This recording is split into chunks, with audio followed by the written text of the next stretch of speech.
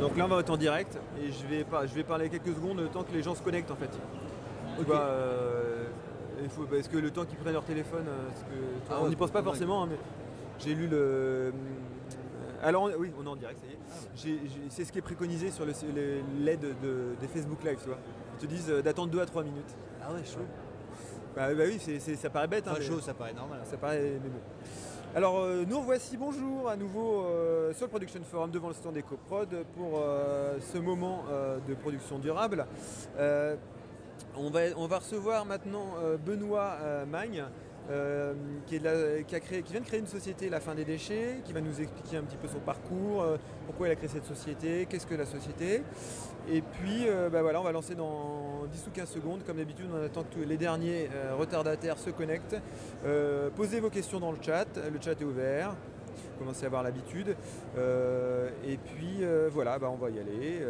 Bonjour Benoît, Bonjour. merci d'avoir accepté de participer à ce moment d'échange sur la production responsable. Tout d'abord, est-ce que tu pourrais te présenter? Et je pense que ce qui pourrait être intéressant, c'est aussi de présenter ton parcours professionnel, ton ancienne vie. Oui, très bien. Bonjour encore une fois. Moi, je m'appelle Benoît Magne. Alors, mon ancienne vie a été une vie de régie pendant 12 ans, de 2005 à 2017. Super vie, on va dire. Difficile de régisseur, mais j'ai découvert un milieu, le cinéma, les tournages aussi, l'esprit d'équipe, c'est ce qui m'a fait durer quand même, parce que la régie c'est pas facile, fait durer pendant 12 ans. Néanmoins au bout de 12 ans j'en ai eu bien marre, donc j'ai arrêté, je suis allé dans un milieu beaucoup plus peinard qui est la librairie. C'était très bien aussi, très calme, peut-être trop calme. Mais jusque-là j'avais pas spécialement j'avais l'idée de créer une boîte, d'être mon propre patron, mais pas vraiment spécialement dans l'écologie, l'environnement, même si ça m'importait en tant que personne, citoyen, mais pas entrepreneur. Et il y a une autre vie parallèle, autre professionnelle, qui est une vie de voyage et de découverte.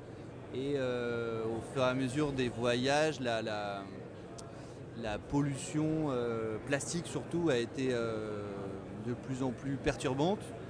Et j'ai fait un dernier voyage, moi je voyage beaucoup en vélo, il y a pile un an, où en fait, j'ai traversé le nord de l'Afrique, du Maroc au Sénégal, jusqu'à Dakar. Et en fait, c'était une volonté un peu mythique de voir le Sahara et de traverser le Sahara.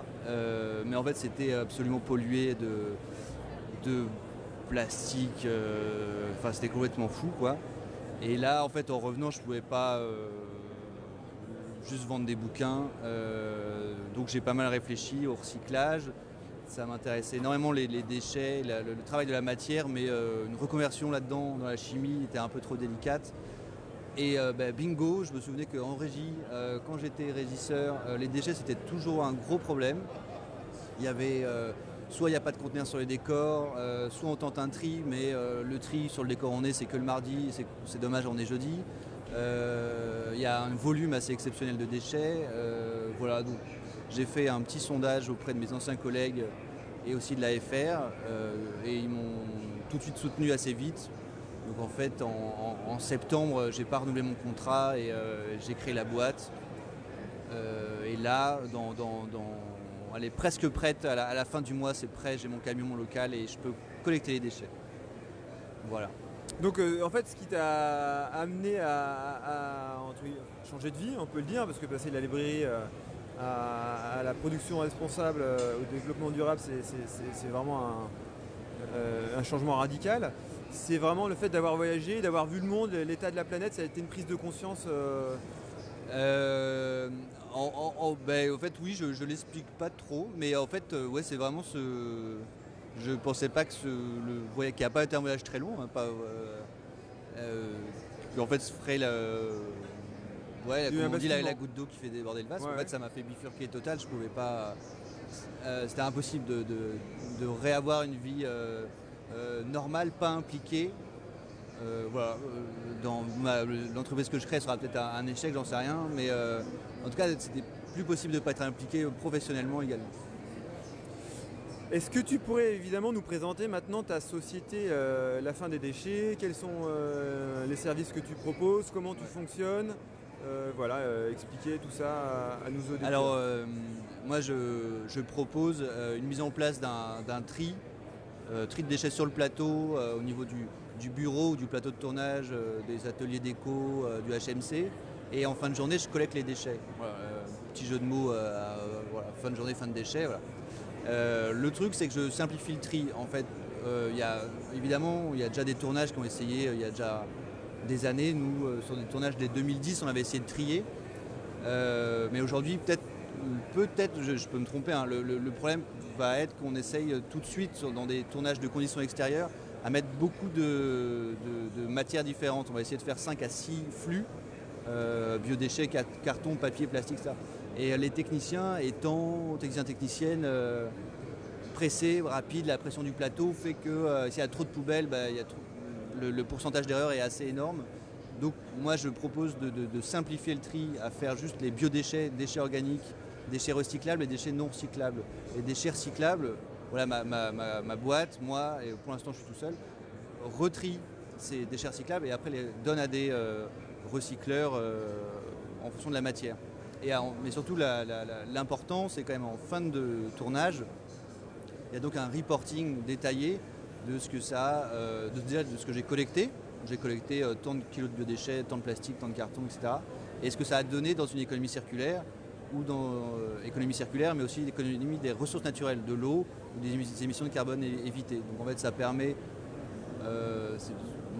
quand même de baisser l'empreinte environnementale du tournage au niveau des déchets. Après, il y a tout un autre truc pour baisser l'empreinte environnementale, mais du moins ça, les déchets, c'est un truc assez simple qui peut être mis en place facilement.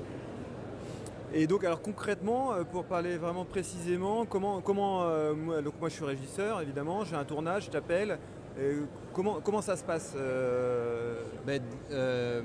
Soit la régie, la prod décide de louer avec ma compagnie des poubelles de tri pliantes, comme ça c'est quand même plus simple à mettre en place sur le plateau, à plier, à ranger dans le camion régie, ou alors déjà la régie s'occupe de gérer ça, ils ont leurs bijoux, leurs trucs qu'ils préfèrent. Et en tout cas, il y a toujours ce code couleur de sac poubelle, transparent les déchets recyclables, vert les biodéchets et noir les déchets non recyclables. Et après, moi, je collecte en fin de journée. On voit avec le plan de travail combien vous avez besoin de collecte, que ce soit un décor fixe. Si vous restez 3 semaines en décor fixe, je ne vais pas passer tous les jours. Je mets un conteneur et puis peut-être tous les 2-3 jours, je passe. Décor extérieur, à Paris vous avez 5 décors par jour, vous changez tous les jours pendant 3 semaines, film d'action, là peut-être une collecte quotidienne s'impose. C'est vraiment en fonction du plan de travail, parce que la logistique d'un tournage est particulière. Et en même temps il y a beaucoup d'heures sup, on ne va pas se le cacher dans les tournages, donc aussi on ne va pas imposer, moi je passe à 17h30 et c'est tout. Faut être flexible, on s'envoie des messages avec la régie, 2 heures sup, ok, ça le fait ou pas, etc. Oui, non, je passe demain matin, le système de gardiennage. Voilà, il faut être flexible et en communication permanente. Et est-ce que tu envisages de développer de nouveaux services autour de ça? Est-ce que tu as des projets de développement Alors déjà, vu que je commence cette entreprise, j'ai le projet d'avoir des prods qui sont ok, mais en fait j'ai des projets de développement auxquels je n'avais pas spécialement pensé. Au début ça restait qu'une idée assez floue, mais finalement c'est vrai que c'est important de mettre ça en place, notamment les gobelets réutilisables. Il y a maintenant les gobelets en polypropylène type EcoCup. Ouais. Il y a d'autres boîtes qui le font, mais c'est vrai que vu que je passe sur le plateau pour prendre et collecter les déchets, peut-être faire aussi ce système. Donc j'ai créé pour l'instant un système d'échange. Il y a une boîte qui s'appelle Nestor qui a créé la Raccoon pour laver sur le plateau.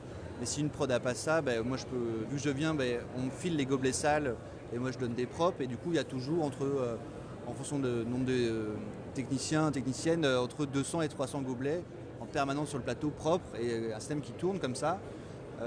J'ai beaucoup parlé avec la déco en ce moment, avec EcoDéco, en fonction des besoins. Alors moi c'est pas aussi mon axe, j'ai pas envie de faire du volume, j'ai pas envie de poser de la benne et puis de recevoir 3 tonnes de feuilles de décor, mais en fonction de la matière, parce que maintenant la déco c'est pas que du bois, donc qu'est-ce qu'ils ont comme matière à recycler ou qui savent pas quoi faire après. Moi je peux être un appui pour eux, comme ça ils s'occupent de créer le film, construire le film, et moi à côté je m'occupe de me renseigner qu'est-ce qu'on peut faire de cette matière après, pour pas que ça finisse dans une benne et dans une déchetterie de centrale thermique et brûlée. Ça c'est un axe auquel j'avais pas pensé, mais un axe à développer. Bah écoute, c'est super. Écoute, je sais pas, est-ce que tu as quelque chose à rajouter? Est-ce que tu as un site internet sur lequel on peut contacter? Oui, alors c'est findedéchets.fr.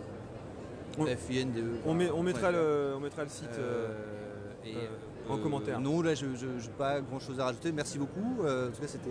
Bah, merci à toi pour l'initiative. Voilà. En plus, je trouve ce qui est bien, c'est que vous voyez, c'est un service qui est développé par un régisseur, donc qui sait ce que c'est un plateau de tournage, parce qu'il y a ça aussi par moment. On a parfois, je pense que c'est pas que dans notre métier, mais des différences entre ceux qui imaginent être le métier par les yeux du prestataire et la réalité du métier. Donc là, l'avantage, du coup, c'est vrai qu'avoir quelqu'un qui connaît le métier parfaitement, ça ne peut que être bien en fait pour être efficace, parce que le but aussi c'est quand même d'être efficace. Il y a évidemment les données économiques aussi. Il faut que ce service soit dans ce cadre-là, mais il faut surtout que ce soit efficace, comme tu disais, parce que c'est vrai que les déchets, les régisseurs, je pense qu'on a tous été confrontés à oui, bah, tu trouveras bien une benne, ou oui, on trie, mais tu ramènes ça chez toi, ou voilà. Bon, je pense qu'on l'a tous vécu en tant que régisseur, et c'est vrai que c'est important que pour toutes ces nouvelles pratiques qu'on est en train de mettre en place, je pense qu'il y a une volonté globale de mettre en place des pratiques responsables. Il faut derrière qu'il y ait des services, et aujourd'hui c'est vrai qu'il y a beaucoup de choses, et je pense qu'il y a même presque tout à faire, tout à créer. Donc merci à toi pour l'initiative, et merci d'avoir accepté de nous interviewer. Merci Alexis. Merci.